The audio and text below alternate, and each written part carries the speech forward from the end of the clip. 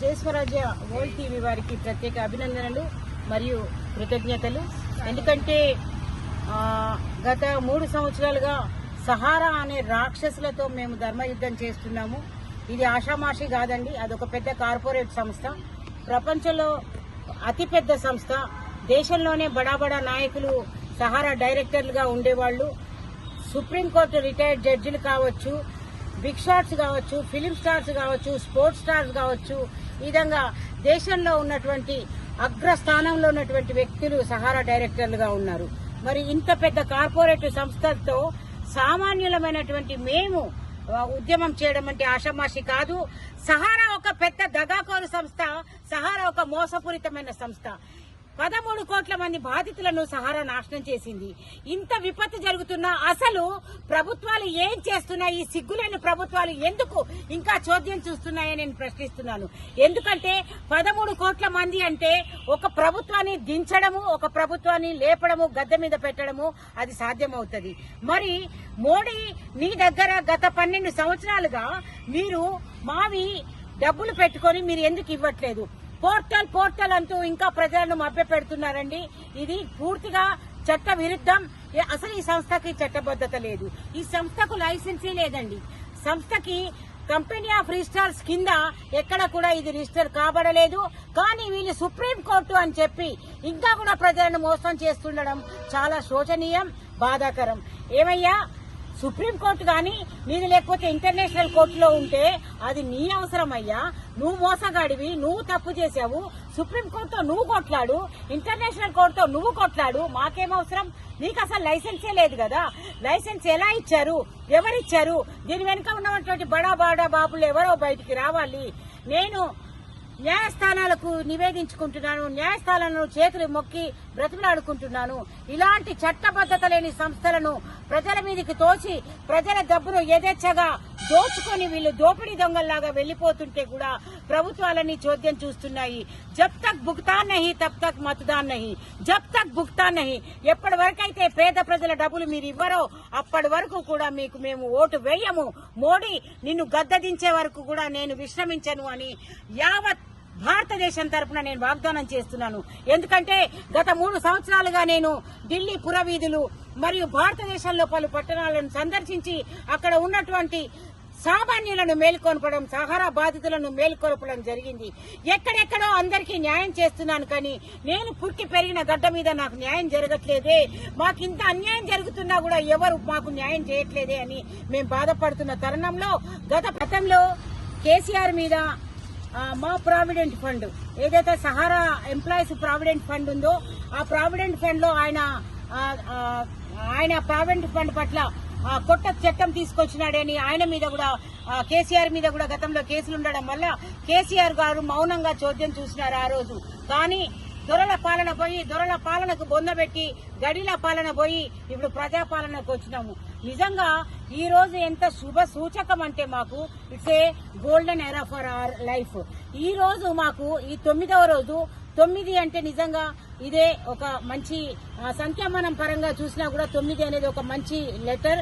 So ఈ రోజు నా దీక్షను విరమింపజేయడానికి కాంగ్రెస్ పార్టీ వాళ్ళు మా ముందుకొచ్చి మా దీక్షను విరమింపజేసి మాకు వాగ్దానం చేసినారు. వాగ్దానంతో పాటు ఈ రోజు సహారా కార్యాలయాలను మూతవేయడానికి సిద్ధంగా ఉన్నారు. సహారాలో ఉన్నటువంటి డైరెక్టర్లు ఎవరైతే ఉన్నారో వాళ్ళను వెంటనే అరెస్ట్ చేసి వాళ్ళను ప్రజా కోర్టు నిర్వహించి ఆ ప్రజా కోర్టులో వీళ్ళని బహిరంగంగా ఉరి తీయాలి. ఎందుకంటే 7,474 మంది మరణాలకు కారణమైనారు. ఇంతమంది 7,474 మంది ఆత్మహత్యలు చేసుకున్నా కూడా గత ప్రభుత్వాలు కావచ్చు, కేంద్ర ప్రభుత్వం కావచ్చు తమాషా చూస్తూ చోద్యం చూస్తూ ఉన్నది, కానీ మాకెక్కడా న్యాయం జరగలేదు. మరి ఇంత జరుగుతున్నా, ఇంత ఘోరం జరుగుతున్నా కూడా ఆ ప్రభుత్వాలన్నీ కూడా తమాషా చూసినాయి. మా జీవితాలన్నీ చితికిపోయిన జీవితాలు, మా జీవితాలన్నీ కూడా జీవోత్సవాలుగా బ్రతుకుతున్నామయ్యా.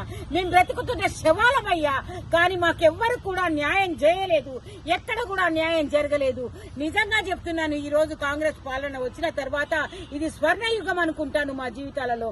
ఖచ్చితంగా ఈ సహారా కార్యాలయాలు ఎక్కడెక్కడైతే ఉన్నాయో ఆ సహారా కార్యాలయాలని తక్షణమే మూసివేసి అక్కడ ఉన్నటువంటి ఇంకా దొంగ వ్యాపారం చేస్తున్నా కూడా. ఇంకొక విషయం ఏంటంటే ఈ సంస్థను 2022లోనే రద్దుపరచడం జరిగింది. రద్దుపరిచినాక కూడా 2 సంవత్సరాల నుండి ఇంకా వీరు యథేచ్ఛగా దొంగ వ్యాపారం చేస్తూ నల్ల దందా చేస్తూ ప్రజలను మోసం చేస్తున్నారు.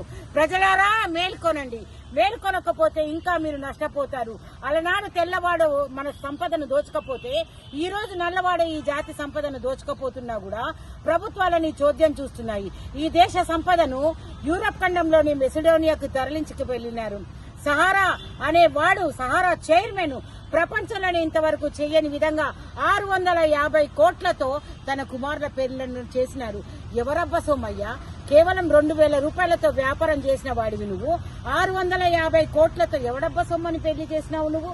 ఎవడబ్బ సొమ్మని కోట్లు క్రికెట్ స్టార్లకు, స్పోర్ట్స్ వాళ్ళకి. తర్వాత పోతే బడా బడా ఏదైతే మాకందరికి కూడా ఇట్స్ ఏ గుడ్ డే. మాకు చాలా సంతోషంగా ఉంది. నేను మేమంతా కూడా సంబరాలు చేసుకునేది, కానీ ఇది సంబరాలు చేసుకునే సమయం కాదు. మా బాధితులకు ఎప్పుడైతే డబ్బులు దొరుకుతాయో అప్పుడు మాత్రమే ఇది మాకు ఘనమైన విజయం అని అనుకుంటాను. మేడం, వరంగల్ ఉమ్మడి జిల్లా వ్యాప్తంగా సహారా బాధితులు ఎన్ని వేల మంది ఉన్నారు? 2,47,000 మంది ఉన్నారండి. మొత్తం ఓన్లీ వరంగల్ ఉమ్మడి జిల్లాలోనే 2 లక్షల పైచీలు. ఉమ్మడి వరంగల్లో 2,47,000 మంది.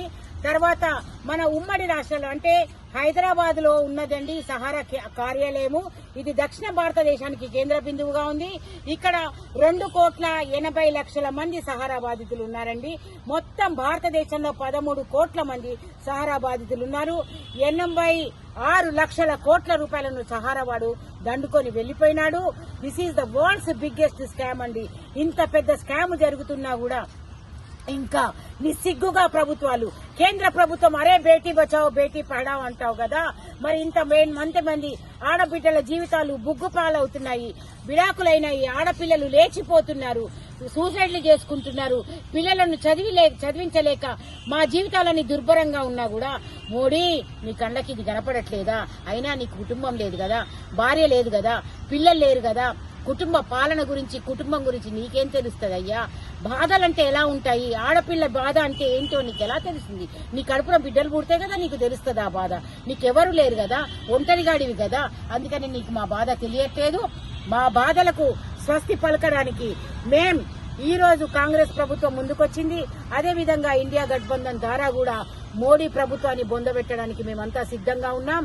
జబ్ తక్ मतदान जब तक भुगतान नहीं तब तक सहारा डाउन डाउन, सहारा डाउन डाउन, सहारा डाउन डाउन, सहारा डाउन डाउन, सहारा డైరెక్టర్లను వెంటనే అరెస్ట్ చేయాలి, సహారా డైరెక్టర్లను వెంటనే అరెస్ట్ చేయాలి, సహారా డైరెక్టర్లను వెంటనే అరెస్ట్ చేయాలి, సహారా డైరెక్టర్లను వెంటనే అరెస్ట్ చేయాలి.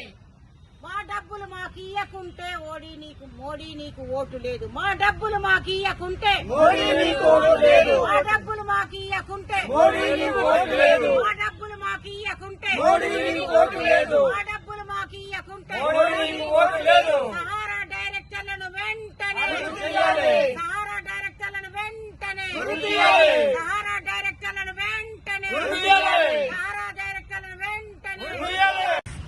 సహారా బాధితులకు తక్షణమే న్యాయం చేయాలి, సహారా బాధితులకు తక్షణమే న్యాయం చేయాలి, సహారా బాధితులకు తక్షణమే న్యాయం చేయాలి, సహారా బాధితులకు తక్షణమే న్యాయం చేయాలి. పోర్టల్ వద్దు, పోర్టల్ వద్దు, పోర్టల్ వద్దు,